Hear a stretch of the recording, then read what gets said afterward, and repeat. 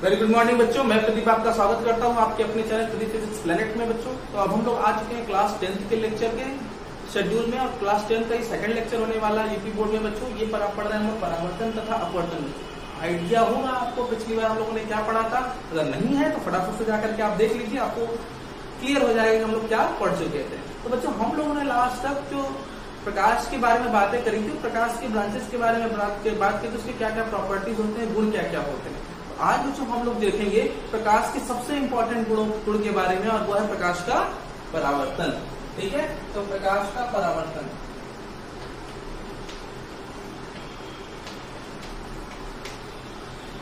देखिए बच्चों, परावर्तन देखिए किससे होता है, पहले ये जानेंगे। रिफ्लेक्शन ऑफ लाइट कहते हैं इसको। ठीक है, परावर्तन होता है किससे? अगर मेरे पास कोई चिकना समतल है, समतल समझते हो ना, जिसमें कहीं भी कोई भी उबड़ खाबड़ सरफेस ना हो, मतलब रफ ना हो, खुरदरा ना हो, कोई भी चिकना हो और चिकना समतल हो, पॉलिश वाला हो, एकदम चिकना, जैसे कि बर्तन आपने देखा होगा स्टील वाला, और जैसा आपने दर्पण वगैरह देखा है ना, एग्जैक्टली वैसा ही। तो अगर आपके पास कोई चिकना समतल है, अब चिकने समतल में जब कोई प्रकाश की किरण गिरती है, तो प्रकाश की किरण उस चिकने समतल से टकराने के बाद फिर से वहीं लौट जाए, उसी माध्यम में लौट जाए, कहीं भी लौटे लेकिन उसी माध्यम में लौटे। तो अगर प्रकाश पुनः उसी माध्यम में लौट जाती है, तो इस तरीके की घटना को हम प्रकाश का क्या कहते हैं? परावर्तन। डेफिनेशन समझ में आ रही है बच्चों? जब कोई प्रकाश की किरण किसी चिकना का मतलब क्या होता है बच्चों?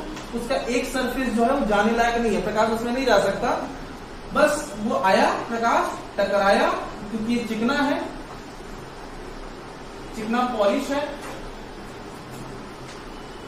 चिकना समतल है, तो टकराया और टकरा के पुनः उसी माध्यम में अगर लौट जाता है, तो इस प्रकार की घटना को हम लोग कहते हैं प्रकाश का परावर्तन। तो जो प्रकाश बच्चों आती है ना, उसको बच्चों हम लोग कहते हैं आपतित किरण। ठीक है, ओके, आपतित किरण। और जो लाइट लौट जाती है उसको हम लोग कहते हैं परावर्तित किरण। ओके, परावर्तित किरण।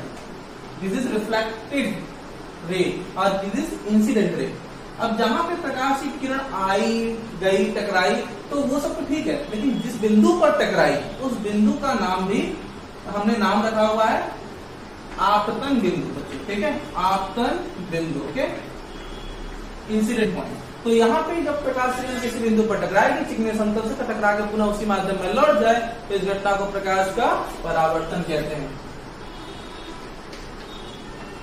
जब प्रकाश किसी चिकने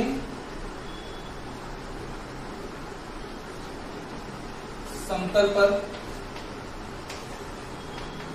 आपतित होती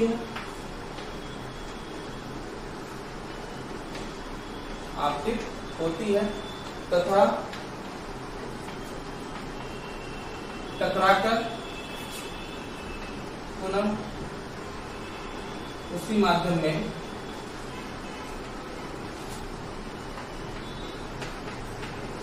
लौट जाती है, इस घटना को प्रकाश का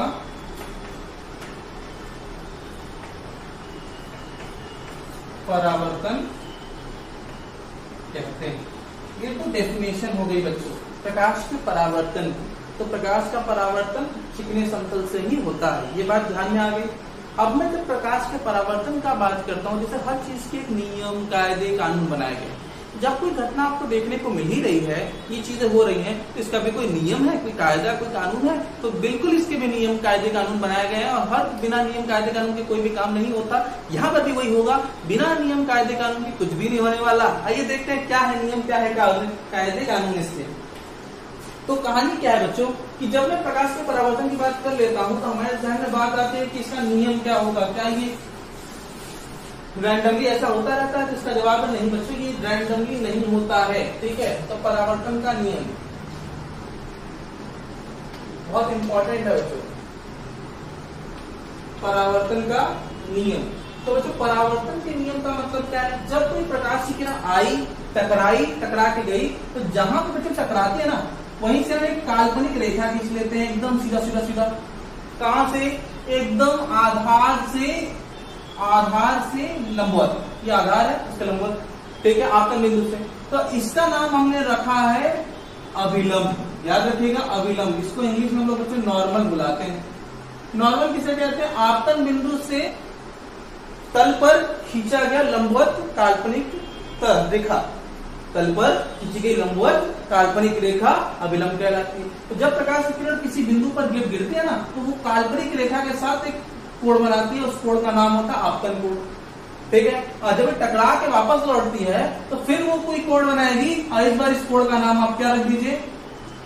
परावर्तन कोण।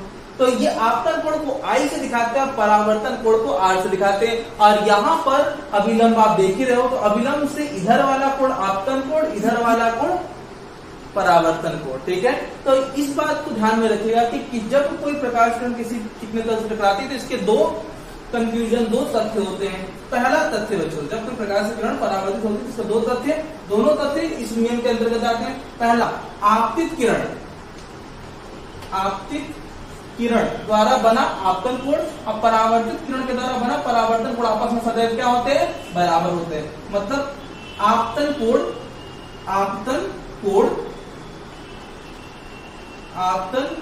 कोण सदैव परावर्तन कोण के बराबर होता है। दिमाग में ये बातें आप जितने अच्छे से फिक्स कर लें उतना अच्छा। ठीक है, मतलब ये वाला कोण सदैव इसके बराबर होगा। कब? जब ये चिकने समतल से होगा तभी। तो एंगल, इसके कोण दिखाते हैं, angle of I is equal to angle of R. हमेशा एंगल ऑफ आई हमेशा एंगल ऑफ आर के बराबर होगा। याद रहेगा ये बात, पहला। दूसरे फैक्टर पे काम करते हैं बच्चों को। दूसरा फैक्टर क्या बोलता है कि जब कोई प्रकाश किरण किसी पॉइंट पर टकराया, वापस लौटा, तो उसी माध्यम में चला गया। ये सारी कहानी कहां देखने को मिली? चिकने तल पर। ये चिकना तल है, ये सारी कहानी आपको जो देखने को मिली है वो तल पर देखने को मिली है। तो ये पूरी की पूरी लाइन, पूरी की पूरी घटना, पूरा का पूरा इंसिडेंट किस पर होता है? तल पर। तो यहां पे आप कहेंगे आपतित किरण आपतन बिंदु अविलंब एवं परावर्तित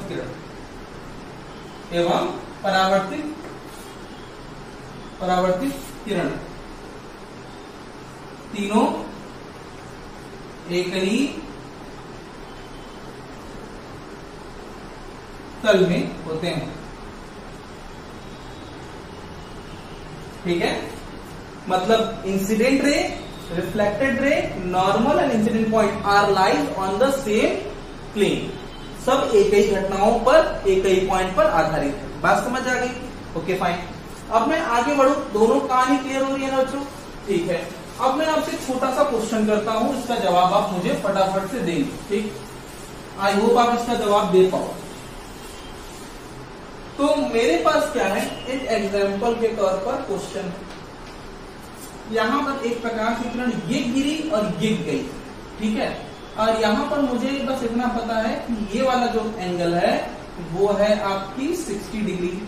ठीक है, ये वाली जो प्रकाश किरण आई है, ये जो गई है, ये 60 डिग्री। तो आपको बस बताना ये है कि अगर ये है तो इसमें परावर्तन कोण कितना बनेगा।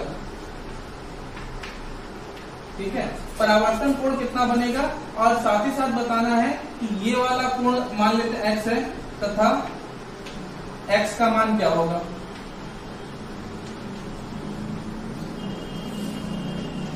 ये दोनों क्वेश्चन आपका है। ठीक है, आइए कोई क्वेश्चन करते हैं।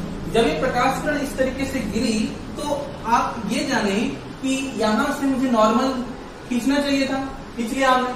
जैसे ही प्रकाश किरण खींची तो ये आपतन कोण तो नहीं हो सकता बच्चों, तो ये टोटल जो है 90 डिग्री होता है, ये पूरा 90 होता है। अगर इस 90 में से ये वाला सेक्शन आप रिमूव कर दें, हटा दें, तो बच्चों ये कितना बचा? 90 में से हटा देंगे तो ये बचा आपका 30 डिग्री। और अगर ये 30 डिग्री है बच्चों, तो ये 30 डिग्री आपको जैसा कि पता अगर ये 30 डिग्री है तो ये वाला बच्चों परावर्तन हो रहा है किससे? चिकने तल से। बच्चों ये चिकना तल है तो ये 30 है, तो बच्चों ये भी 30 ही होगा, क्योंकि ये नॉर्मल है तो ये 90 होगा। तो अगर ये 90 है तो इसमें से ये वाला पोर्शन 30 डिग्री हुआ, तो 90 में से ये 30 हटा दीजिए तो आपको पता चल जाएगा कि यहाँ पे आपतन कोण क्या मिला, यहाँ पे आपतन कोण मिल गया आपको 30 डिग्री। पुनः अगर मैं बात करूं कि यहाँ पे 90 है तो इसमें पुनः 90 में से अगर आप कितना घटा दो, 30 घटा दो, ये पूरा 90 है तो ये आपको x की वैल्यू मिल जाएगी। तो x की वैल्यू कितनी मिलेगी, 60 डिग्री एग्जैक्टली। तो ये बच्चों आ गया इधर की वैल्यू 60 डिग्री। ठीक है, बात क्लियर हो रही है? Okay fine. तो एक बात मैं आज आपको और बताऊंगा जिसमें हमें बहुत इंपॉर्टेंट हो जाता है किसी लाइट को ऑब्जर्व करने की बात, कैसे हम बताएं आपको कि हाँ हमने ऑब्जेक्ट को देखा या फिर लाइट को देखा। जब मैं लाइट के बारे में बात करता हूं तो लाइट एक्चुअली दो चीजों को रिप्रेजेंट करती है, एक तो ऑब्जेक्ट को, वस्तु को, और दूसरा प्रतिबिंब को। वस्तु किसे कहते हैं?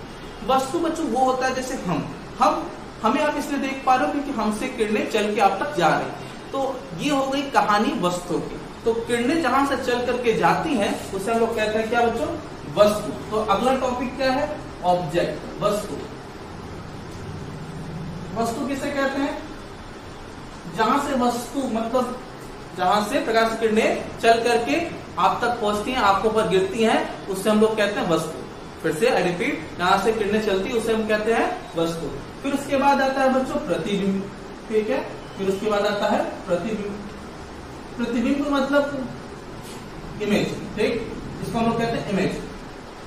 प्रकाश की किरणें परावर्तन के पश्चात जहां मिलती है या फिर मिलती हुई प्रतीत होती हैं उससे हम लोग कहते हैं प्रतिबिंब। ओके, तो मतलब हमसे जो किरणें चली होंगी वो आपकी आंखों पर कहीं गई होंगी, मिली होंगी, तभी आप मुझे देख पा रहे हो। तो बच्चे ये तो हो गई हमारे से आप तक जा रही है। तो जब कोई प्रकाश की किरण आप तक पहुंचेगी तभी तो आपके पास वो इमेज बनेगा, प्रतिबिंब बनेगा, तभी उसको देख पाएगा। तो प्रकाश की किरण जहां मिलती है उसे प्रतिबिंब और जहां से चलती है उसे ऑब्जेक्ट कहते हैं। आई होप आपको ये बात समझ में आ गई होगी। आपका एक छोटा सा होमवर्क है जो आपको कल करना है, आपको बताना यह है कि समतल दर्पण, एग्जैक्टली सही सुना आपने, समतल दर्पण जो कि आप देख पा रहे हो, समतल दर्पण द्वारा प्रतिबिंब कैसे बनेगा ये आप बनाएंगे। अगले क्लास में हम लोग इसी बात के बारे में बात करेंगे। तब तक के लिए अपना ख्याल रखिए और खुश रहिए। जय हिंद।